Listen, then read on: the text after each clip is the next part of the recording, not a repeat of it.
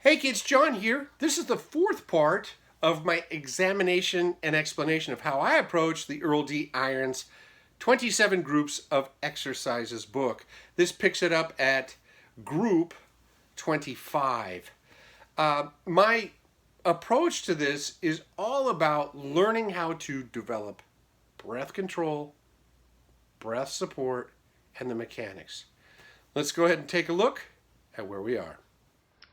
So the first four exercises in group 25 are gliss exercises. Just pure and simple, they're gliss exercises. He also says don't use too much pressure, don't hurt yourself. Great advice. If you can't do it without pressure, don't do it. Learn how. So gliss exercise.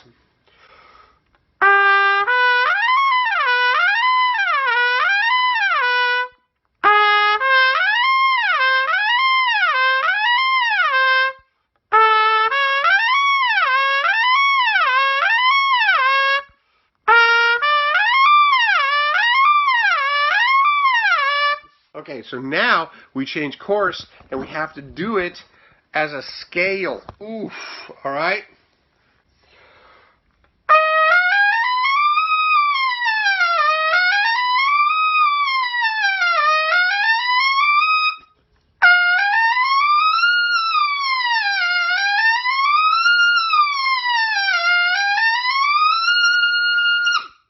That's the squeeze. That's when this air says, okay, I'm coming in to help you, and you're bearing down and pushing out, and this is forward, and you're playing like a lead player. So if we approach 25 differently, we can also do it in another way that I don't think is a bad way to practice it.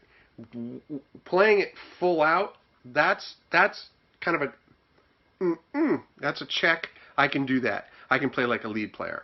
Okay, but you can play it.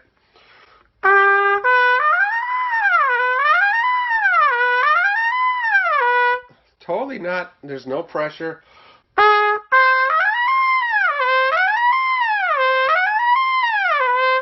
definitely have to activate air from my midsection.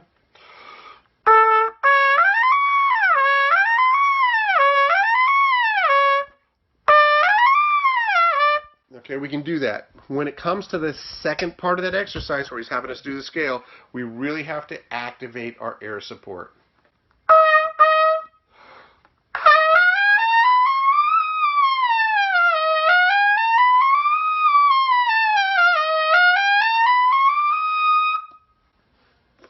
Small air.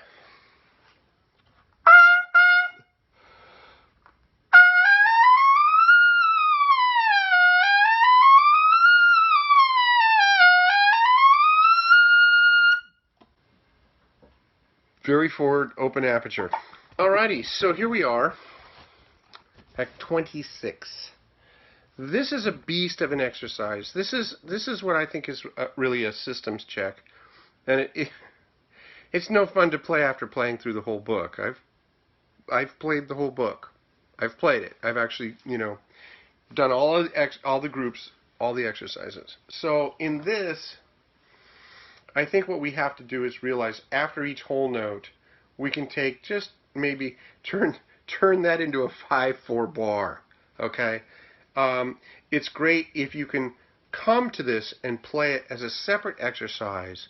That's not that's not something you've done at the end of. It's not number 26 of 26 that you've played. If you understand what I'm saying, like you test yourself on this. It's like a test. It's like a systems test. So I'm going to take a break, make it into kind of a half note, maybe a dotted half, and possibly keep it in time. But after playing through the whole book, I'm not going to try and be a hero. There's no need. I'm not going to hurt myself for stupid reason. None exists. Coming out of the second half of that, coming out of the back half of this group 26, trying to connect all that may be challenging. There may be a spot where I'm going to take a moment and stop for a second.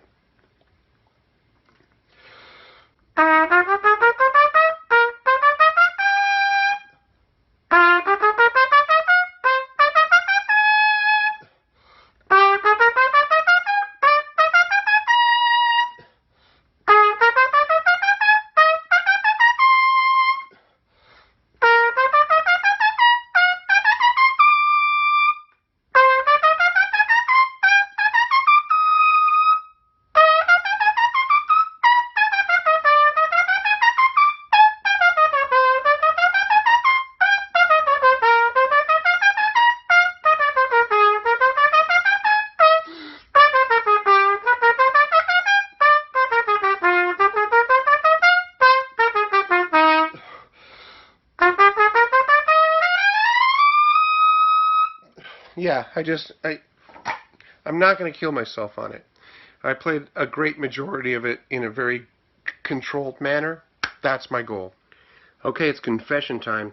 In group 27, I play enough scales up through octaves that I rarely play this because I do a different type of chromatic study on my own, and so I don't really worry about it. But if I'm going to test myself, I'm going to go ahead and play it, but I'm not going to play it loud.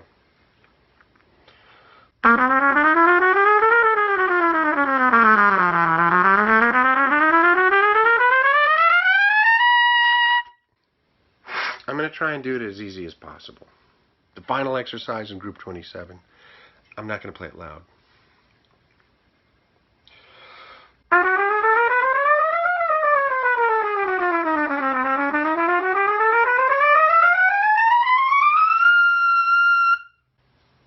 There it is. I don't have to, I don't have to do that. Again, if I was taking these in a much smaller grouping, I might do them a little bit differently, a little bit more full volume here and there, so that I'm kind of like stretching out a little bit. But when I do this book in one setting, I want to be, I want to be under control. I want to be very, very controlled, very focused, and work on my approach more than working on my bravado. I can do that with scales and arpeggios a lot easier, and I can do that if I only play, say, 20 of the 27 or 15 of the 27. I wouldn't approach the book like by playing the whole thing through. This is like an afternoon project. I'm going to play through this whole book. Okay? Yeah. And it's not, don't be a hero. Play, rest, play, rest. So I hope that some of this information may help you develop the mechanics that I'm talking about. And again, it's not only, breath control and support and what I call mechanics. The mechanics is jaw position, how you're forming your embouchure, what you're doing with your tongue, the vocalizations, and your breath control and support. It's a combination of everything that it takes to really develop an ease of moving through registers. And I honestly think that learning these mechanics is just absolutely paramount to our success as players. And I think that once you've developed them and have a command of them, it's going to be so much easier for you to play the instrument. I highly recommend starting with 1 through 5 and developing those exercises to be very soft, very easy to play, and very much under control. And then you move on from there, and you don't move on to the next exercise until you've built that foundation, and then the next exercise is really good. And then you move on to the next exercise, and that becomes really good, and pretty soon you'll have command of it all. So I truly hope that some of this helps. Take it easy, kids.